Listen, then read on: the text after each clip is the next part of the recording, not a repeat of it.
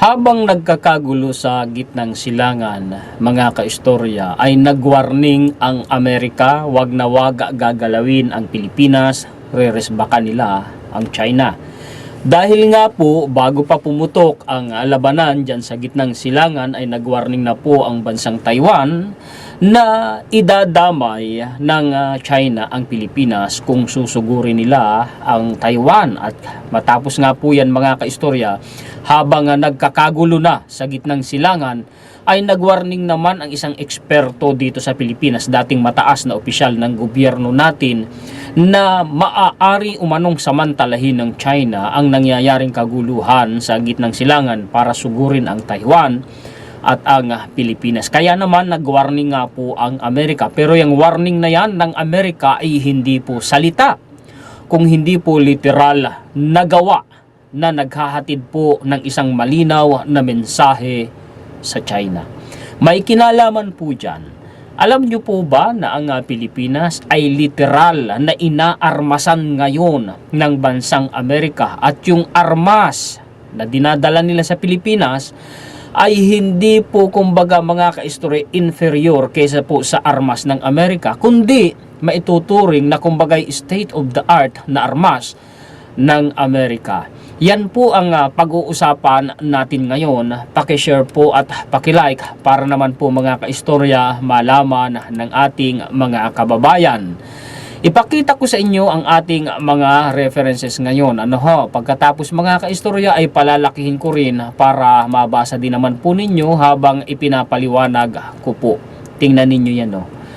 Ang sabi mga kaistorya, US reaffirms ironclad alliance with PH amid West Philippine Sea tensions. Sinong naggumawa, naging dahilan ng tension sa West Philippine Sea, di ba? Ang China. So ang pinatutungkulan dito mga kaistorya ng Amerika, China. Ngayon, yung kaguluhan naman sa gitnang silangan, ito yan. US support to PH unchanged despite Middle East conflict. Ang nagkumpirma po niyan mga kaistorya ay ang armed forces po natin. Bago yan, unahin muna natin itong naunang pinakita ko sa inyo. Basahin natin West Philippine Sea muna, pagkatapos talon tayo sa usapin na may kinalaman sa Middle East.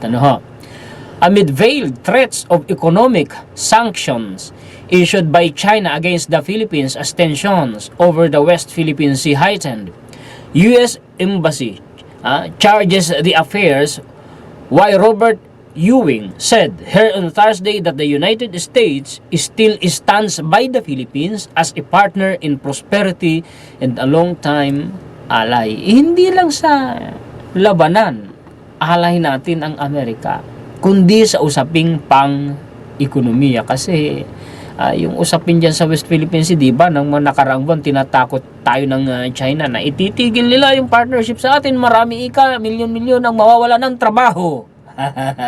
Ito, to the rescue naman kaagad ang Amerika. O di anong nangyari ngayon mga kaistorya? Natamilmil ang China. Ewing described the alliance between the US and the country as ironclad, adding that several countries will join what he described as the largest balikatan exercises in the country this year. Yang nga balikatan, joined military exercises po yan ng Amerika at ng Pilipinas at ng mga kaalyadong bansa natin.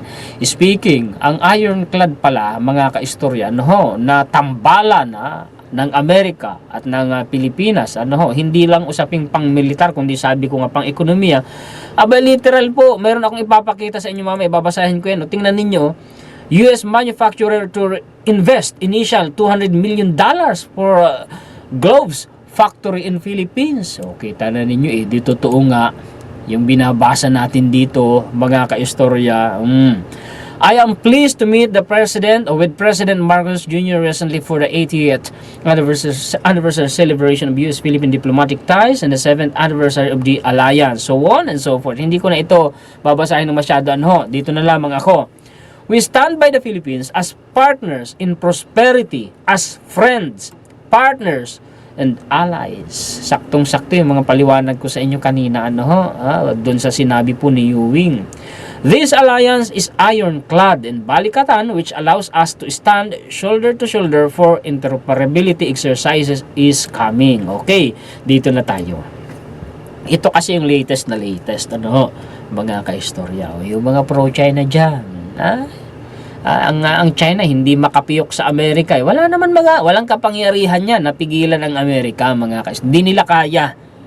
Ito, ang sabi dito, the Armed Forces of the Philippines on Friday said U.S. military support for the country remains unchanged despite the reported redeployment of its missile system to the Middle East from South Korea. Kasi marami pong missile system ang Amerika dun sa South Korea na kumbaga dinivert nila from South Korea papunta po sa Middle East. Ano po? AFP spokesperson for the West Philippine Sea, Rear Admiral Roy Vincent Trinidad said there are no indications that Washington plans to withdraw its military assets deployed in the Philippines. Bakit? Alam niyo naman ang usapin, ano, mga kaistorya. Dito tayo sa baba. Merong binabanggit kasi dito, yung Typhoon mid-range capability na missile system, state of the art yan, at saka yung NMISS, mga kaistorya, ano, ito po yan, yan, yung Navy Marine Expeditionary Ship Interjection System. Diba? Dalawang missile system, dalawang klase. State of the art po yan, mga kaistorya, na deploy niyan dito sa Pilipinas noon pong 2024. At dadagdagan pa, kailan lang na balita. Welcome naman sa armed forces po natin, mga kaistorya. Galit na naman ngayon ang China, no? Saka yung mga pro-China, pumapalag na naman. Alam nyo naman yung mga yan, mga kaistorya, lagi na lamang yung kontra. Ito pa, ang kagandahan sa Amerika na hindi kailanman ginawa at gagawin ng China. Ito no. The official, si Rear Admiral Roy Vincent Trinidad, yung binabanggit na official, ano. The official also cited U.S. Congress December 2025 approval of the Philippine Enhanced Resilience Act. Literal, gumawa po ng batas ang Amerika, yung kongreso nila.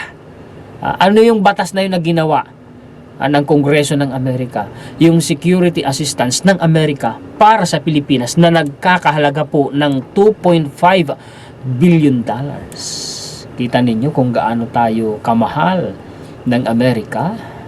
Talagang gumawa pa sila ng batas para lamang po, mga kaistorya, matulungan tayo. Usaping pang-militar yan, mga kaistorya, kasi security assistance. Kaya gaya ng sabi ko sa inyo kanina, literal, inaarmasan tayo ng Amerika at state of the art ang armas na dinadala nila sa Pilipinas.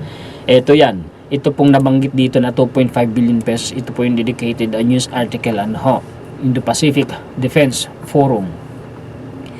Enhanced missile, mamaya pa pala yun, mga kaistorya. Ito yan, ito muna yung state of the art na armas. Enhanced missile defense highlights broader Philippines-US engagements. Ano ba yung balita na yan? Juan Historiador. Ito po, mga kaistorya, March 8, 2026. Ngayong buwan lang po ito. Anong sabi dito? May napagkasunduan na naman ang Amerika at saka ang Pilipinas. Ang sabi, the Philippines and the United States plan broader, mas pinalawak po, mga kaistorya, na partnership sa security, seguridad ngayong taong 2026. Ano ang nakapaloob dun sa mas pinalawak na partnership na seguridad ng Amerika at saka ng Pilipinas? Ang kasama dun, mga kaistorya, deployment of US missiles and uncrewed systems to deter aggression in the South China Sea. Pag sinabi mong aggression in the South China Sea, ang subject kaagad, matik yan, China. Hindi lang po magde-deploy pa ng mga karagdagang missiles dito sa Pilipinas ang Amerika, kundi pati na po mga drones. Pag sinabi mong drones, mga kaistorya, hindi naman nilinaw kung anong klaseng drones, pero malamang aerial drones at saka po, mga kaistorya, drones na pangkaragatan. Ganun yan kaganda, mga kaistorya. At pati na nga yung EDCA, nakita ninyo, i-upgrade pa ang budget $144 million na ngayon ay gustong-gusto ng China at saka po nung mga bibig ng China na mga Pilipino dito sa Philippines na alisin dito ang EDCA. Ito na lang. Alisin mo ang EDCA para na tayong nanlupaypay. Kasi para tayong nabalda, wala na tayong depensa laban sa China. Kasi totoo lamang mga kaistorya, ang EDCA depensa natin sa China. Kaya nga gusto ng China at ng mga pro-China na mga modern makapili na Pilipino na alisin dito ang EDCA para para magtagumpay ang China. Napakalinaw nun. Wag kayong pauto sa kanila mga kaistorya. Ito na. Yung binanggit ko kanina, minsan kasi sa dami ng mga references ko mga kaistorya, nagkakaroon ako ng kaunting pagkalito, pagtyagaan nyo ako.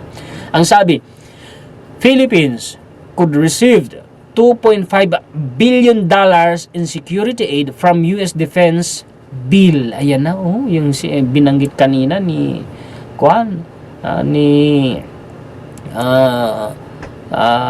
Trinidad, Roy Vincent Trinidad, mga kaistoryan mataas na opisyal ng armed forces po natin. Tingnan ninyo, bill talaga, yan yung ginawang batas ng Amerika. Basahin ko na lang pahapyaw, Manila could receive 2.5 billion pesos in U.S. security assistance through the 2026 National Defense Authorization Act o NDAA. Yan yung ginawang batas ng Amerika, Kongreso ng Amerika under Trump administration, marking Washington's most intensive defense investment into the Philippines since the Cold War. Ito na daw po yung pinaka-intensive po na defense investment ng Amerika dito sa Pilipinas since the Cold War. Dekada 90 yung Cold War, mga kaistorya. Nako, magagalit na naman ito ang mga mga makapili natin. Nako, magtutudo effort yan, mga kaistorya. Para para patalsikin yung EDCA dito.